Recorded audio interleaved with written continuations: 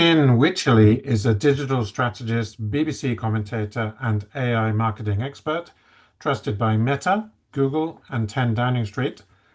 From doubling leads in 30 days to turning passive LinkedIn profiles into lead-generating machines, Finn's mission is simple: to make hidden geniuses headline makers. She gets you visible, credible, and impossible to ignore.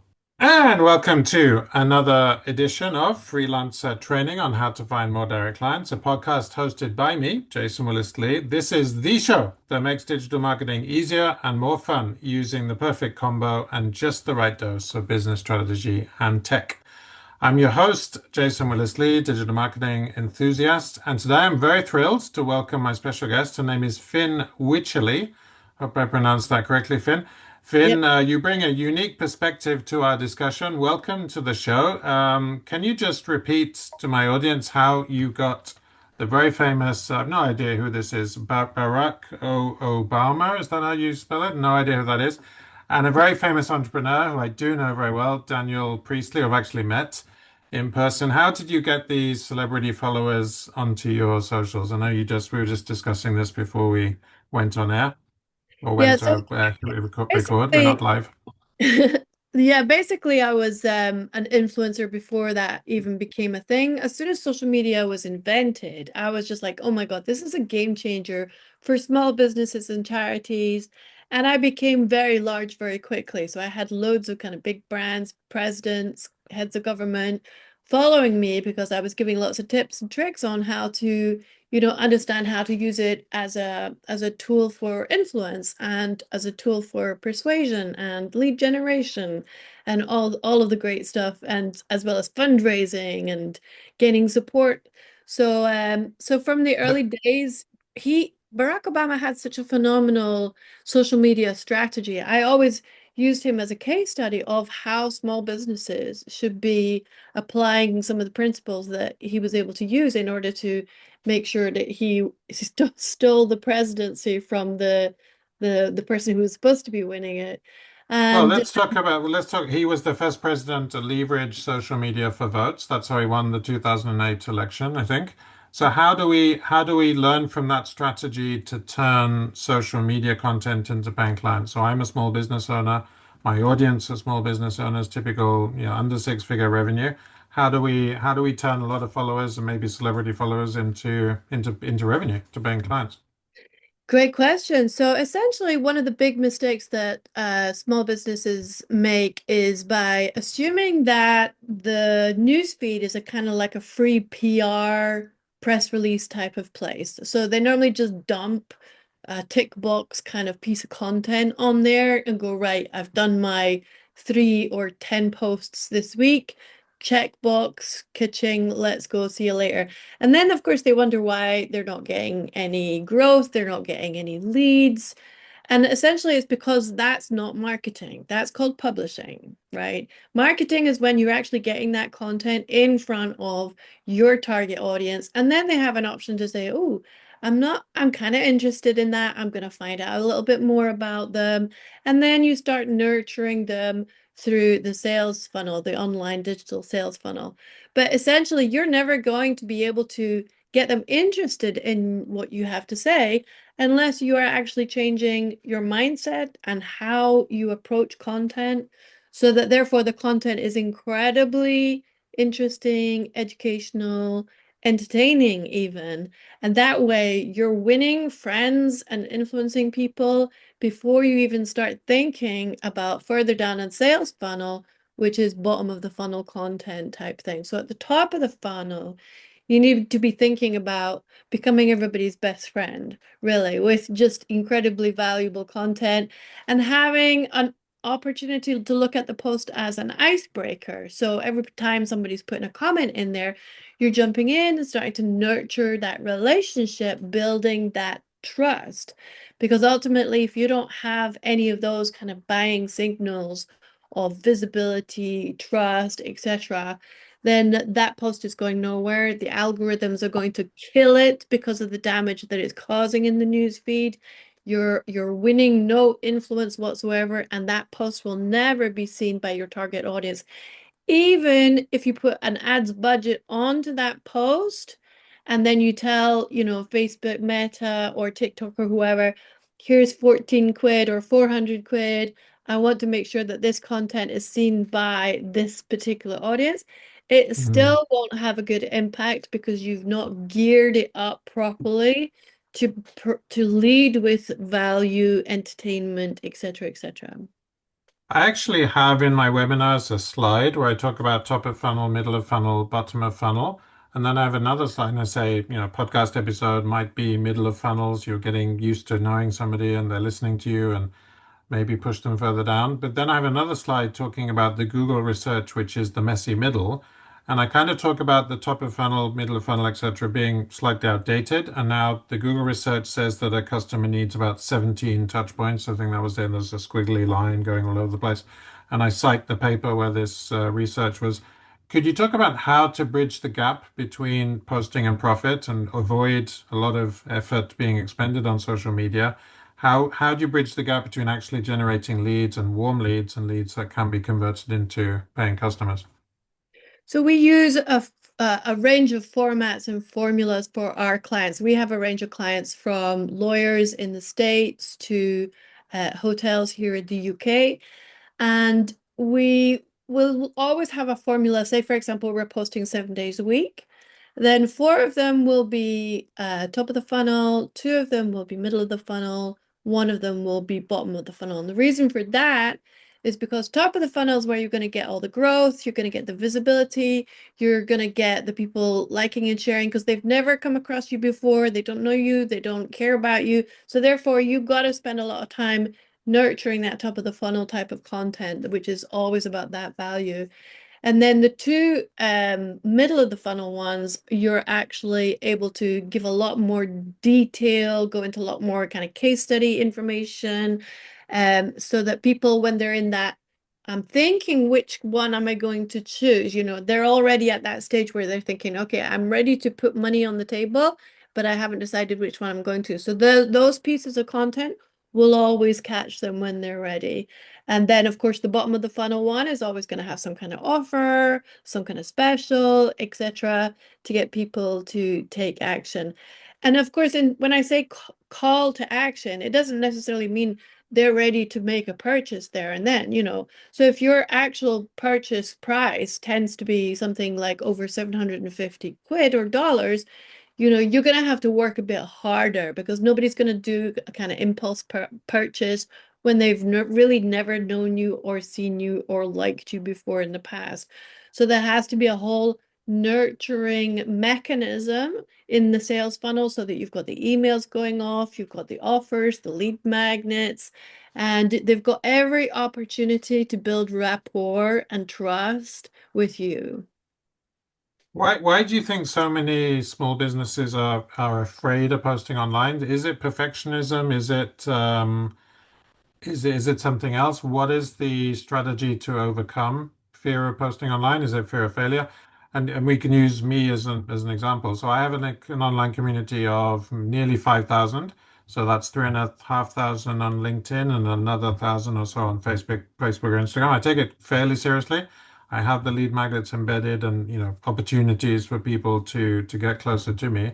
Can you sort of give some advice to me that can be extrapolated to my audience who maybe have a smaller community who'd like to build their followers? What would be a strategy? Because you're dealing with accounts, you've actually converted some accounts to seven figures, taken into the 1 million range. How would you advise somebody just on my stage, 5,000, to go to push that a bit further? So the main part of winning online is to be in front of the camera. Unfortunately, every single business wants to hide behind the camera, put up some valuable blog posts, some images, some carousels. And of course, there's a valuable place for them as part of the whole kind of package that you're offering. But ultimately, you're only going to win trust by getting in front of the camera. And that's everybody's deepest, darkest fear. There's not one person in the universe has ever said to me, oh, I can't wait. We've got a video strategy. Woo. So, Mm. and especially the lawyers, because they're the most risk averse about their reputations and about messing it up, and they don't have time for it and everything. But the problem is that once they see that within the third post, they're getting so much more reach and visibility. We're talking 200,000 people per post, as opposed to a couple of hundred, which is normal for a lot of the kind of scared posts, I would call it.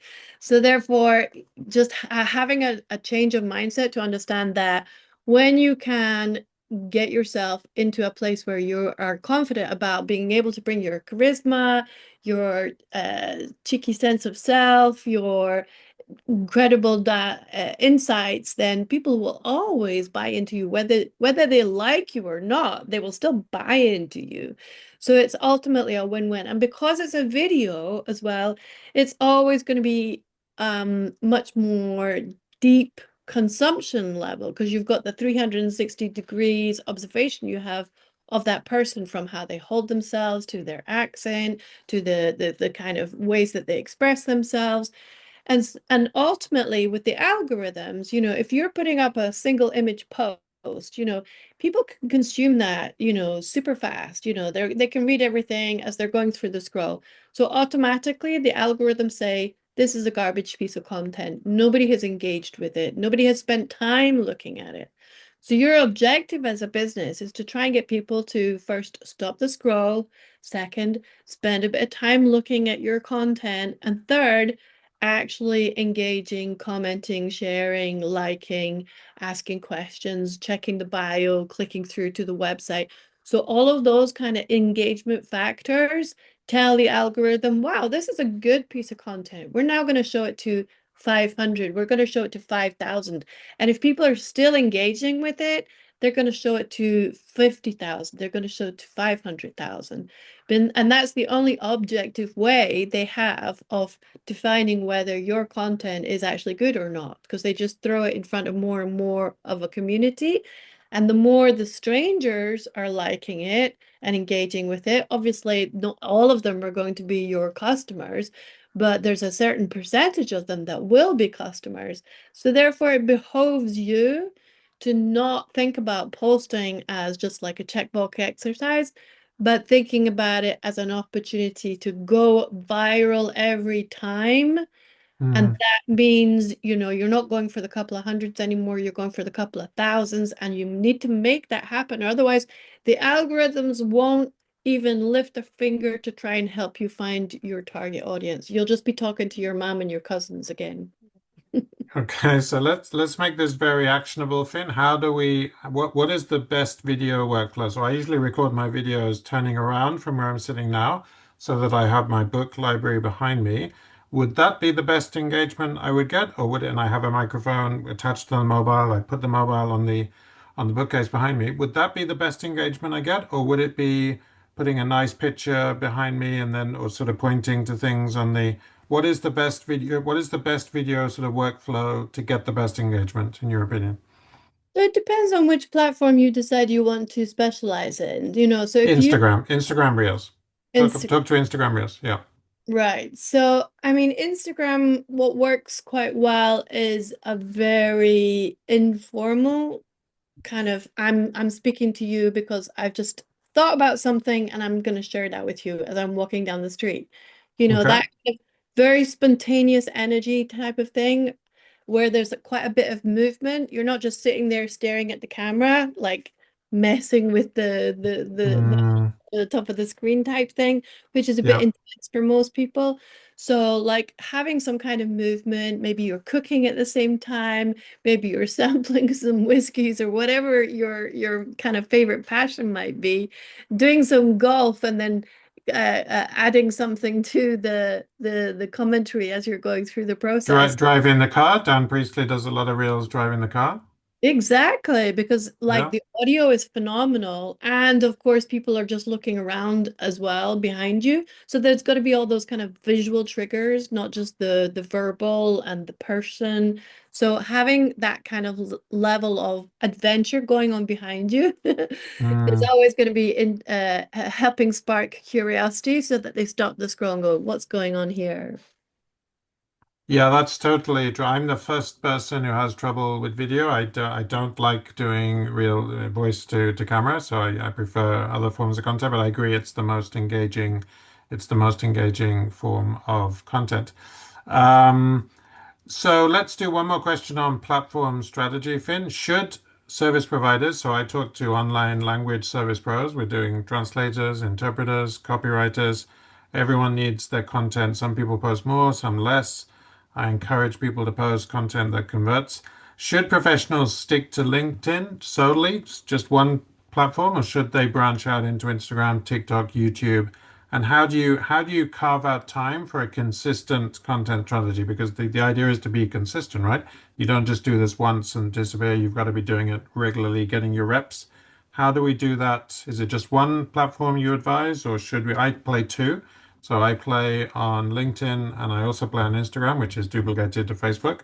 So I have, 1,000 more, yeah, but LinkedIn is my main core audience. Should we just do one platform or branch out into a secondary platform as well? I think, frankly, you're wasting time just being unique to one platform. I mean, obviously, some businesses, LinkedIn is going to be the only game in town. But most businesses, they can easily be dominating TikTok, YouTube, Instagram, Facebook, and LinkedIn with the same content. So ultimately, the hard part is creating that incredibly valuable piece of content. The easy part is spreading it across all the Yeah, platforms. Because repurposing. sometimes it's going to take off on TikTok. You don't necessarily know why. So you will do the data research and find out what happened. We need to do more of that. And sometimes it'll kick off on YouTube. But ultimately, if it's a great piece of content, it's a great piece of content. So why limit yourself to one platform? So, for example, I would even say that the vast majority of people who are only focusing on LinkedIn, like a lot of my lawyers or finance people, if you're wanting people to ring you up or make inquiries from off the street, so family lawyers, immigration lawyers, employment lawyers, you have no business being on LinkedIn because not one of your clients are on LinkedIn, right? So therefore, you need to be on those platforms which are a lot more where people generally tend to hang out. So and Yeah. your content is going to go in front of them because they happen to be searching. So a friend of mine, for example, she's going through a very messy divorce. Of course, she's looking at everything on TikTok, all the lawyers who are talking about how to make sure you get a great solution and being entertaining with their case studies and everything. Those storytelling types of content absolutely go like wildfire. We're talking hundreds of thousands of views as opposed to you know, and if you need anything, just make sure you contact me, and the details are below. You know, so we need to move out from, being curtailed by some kind of marketing machinery and actually become somebody's best mate down the pub. And therefore, you're going to win hearts and minds before they've even thought about picking up the phone. Can you give us a sort of formula very quickly for telling a story in a piece of, so is it you've got to hook them in with the hook first couple of seconds, then move into the body of the content and then the tail? Is it that simple or can you give us a storytelling? Because I have a whole resource lead magnet geared around storytelling on my website. I'd like, I'm interested in this for my own content and the audience would be as well. Yeah, so the way you do storytelling on social media is completely different to how you do it on TV. TV, for example, you tend to, tease and then you deliver the kind of final pitch.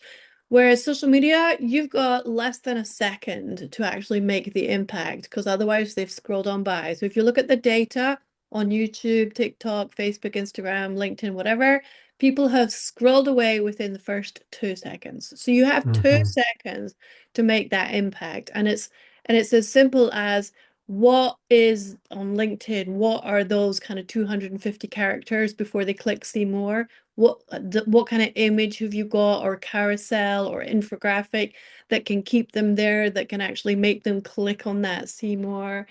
And when it comes to creating that video, how are you going to make sure that those first couple of sentences you say are going to get them leaning in and going, oh, that sounds kind of interesting. So the idea of starting with, hi, my name's blah, and I'm going to tell you about blah, you've already lost them. You've already completely lost the deal. So therefore, hitting them with something absolutely dynamic, intriguing, scroll stopping, behavior interrupting is key. And that means that you have a chance now of getting all 80% of people to actually watch into the rest of the piece. And then again, all of it as you go through it is about keeping that cord tight, adding in suspension, adding in intrigue, adding in scarcity, so that you can tell people, and I've got a special offer at the end, I'll let you know, but first of all, here's this, and you're going to be surprised by number three. They all sound super cheesy, actually, when you do it, but when you put it into practice, you can be so surprised about how it works because it ties in with human psychology and how people want to be entertained and informed, and they're happy to sit back and go, okay, reveal the secrets, keep me in suspense if you need to, because I love that feeling of being in suspense. But I have to know where I'm going. I have to be confident that you've set it up right so that we're going on a journey. And then you're giving me the offer, the call to action, the follow me, and everything as well at the end. So a quick follow-on question from that is what is the best content that edutainers use, so educators who entertain, what is the best content that works in that format? Because that's a very interesting, I see a lot of people doing edutainment, sort of educating and entertaining at the same time. What content formats do you think best work for that genre? So on Instagram, TikTok, Facebook, and YouTube, obviously it's going to be video. That's a no-brainer. Those platforms are built for video-based content. However, LinkedIn, the data is consistently showing, although LinkedIn is massively pushing people to do video and trying to prioritize video, the data is still showing that infographics and carousels are the things that actually help with the reach and the visibility. So Hmm. until such times as the data says, yes, video is definitely giving results, then I will obviously change the strategy over. Yeah. Now it's definitely infographics and carousels because you're giving details and information that people are like, oh, this is so valuable. I'm definitely going to follow them so that I can catch up with all the other insights that they're dropping.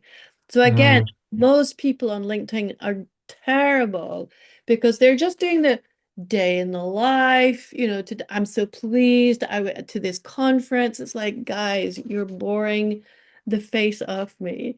So thinking about it in terms of, well, how can I drop some incredible information that's really going to knock their socks off?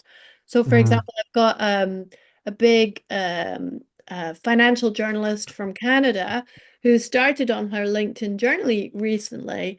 And of course, she's like, what kind of content are we going to talk about? And I'm like, right, so we need content that is going to knock them between the eyes. So we want to help the target audience, understand what's required to make sure that your press release gets seen by the media. What's required if you're making sure your CEO is going to have to be trained up for media appearances, and she's giving all of that incredible value. And so, of course, people are like, oh, this is amazing because it's coming from somebody who's already high profile.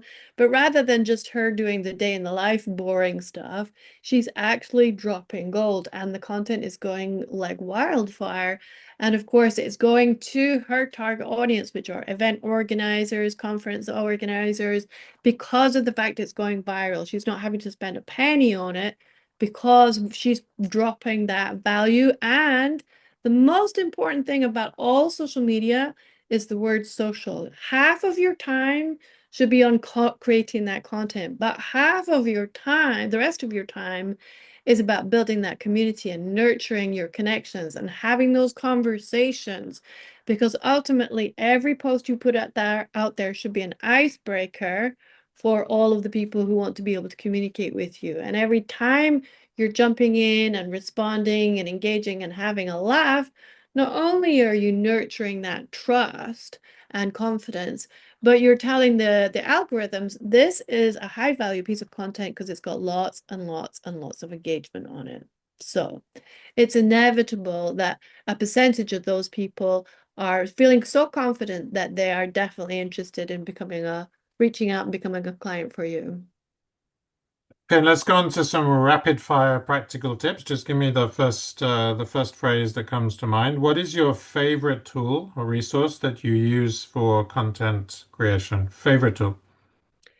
I mean, I guess at the moment it's got to be AI. AI is a game changer for everything. We use everything from ChatGPT to Claude, Perplexity for image creation, ideation, calls to action, and things like that. Because obviously we're dealing with, hundreds and hundreds of pieces of content for our clients on the daily. And Which of those language models do you find works better? ChatGPT, Claude, or Perplexity? For we images, for example. Oh, for images. Not really finding a lot of joy with the images side yet. It still feels too clunky and still fake. Yeah, yeah, I just don't feel we're at that place where we can rely on it 100%, especially when it comes to them trying to write words. They can't seem to get the words right at all. So in terms yeah, of the images, it's not really working so well. When it comes to uh, images, it's normally going to be Canva. That's what we use, or Adobe. yeah. Uh, but then when it comes to the actual content, again, we have to be very, very specific about, what we're trying to achieve, what level of the funnel it is, what kind of language we're using. So of course, the AI will give us an idea for what that LinkedIn post might be or the Instagram post might be. But it's always going to sound so cheesy and so AI, even if you get it to write in the style of Billy Connolly or some celebrity like Barack Obama.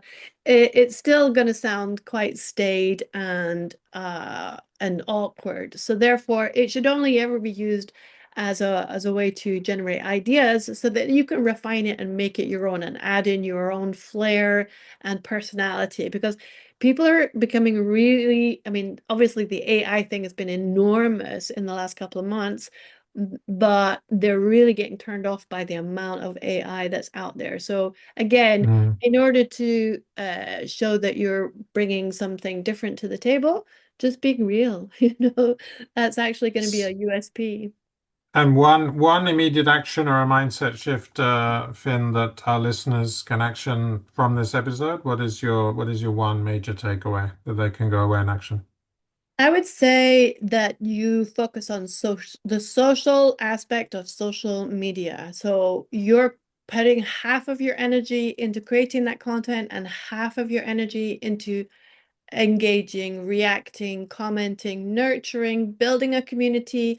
And obviously it's very easy to actually help other people grow their platforms. In return, a lot of them will help you grow your platforms. I mean, that's one of the reasons why I got so big, because I wasn't just sitting there putting out content every day.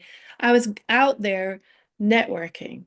So the Yeah, networking aspect is how you yeah, really get that growth and visibility, so that people are like, oh, I see that she put that post on Wee Jimmy's LinkedIn post or Instagram post. That was really interesting. Now I'm going to check out who she is, and then they're going to check out what kind of content you can do, and then they're going to check out that content, and then they're going to decide whether they're going to follow you or not. So therefore, that proactive networking is 50% as important as the actual content creation. Finn, where can my audience, my listeners, connect with you? Where is the best platform, the website, or where would they connect with you? So I'm everywhere, obviously. But you can get me on LinkedIn, Finn Wycherley, or the website is Superize Media. That's the agency that we use for helping people. But we also do coaching, workshops, training. So I'm doing a big boot camp with Vodafone this Friday, and then I've got Chambers of Commerce, social media workshops going on for the rest of the month as well. So I do lots and lots of coaching and training as well, so you'll be able to see me quite often online once you start following me. All right, thank you very much. All right, let's wrap it up for today's episode of Freelancer Training on how to find more direct clients. Stay tuned for more engaging discussions in the ever-evolving landscape of language and digital marketings. Until then, remember to stay on your game and don't forget to future-proof your career in the AI era. Many thanks to Finn Wycherley, and I'll see you next week. Bye for now. Here's a fun fact about Jason. Jason is a big Star Wars fan.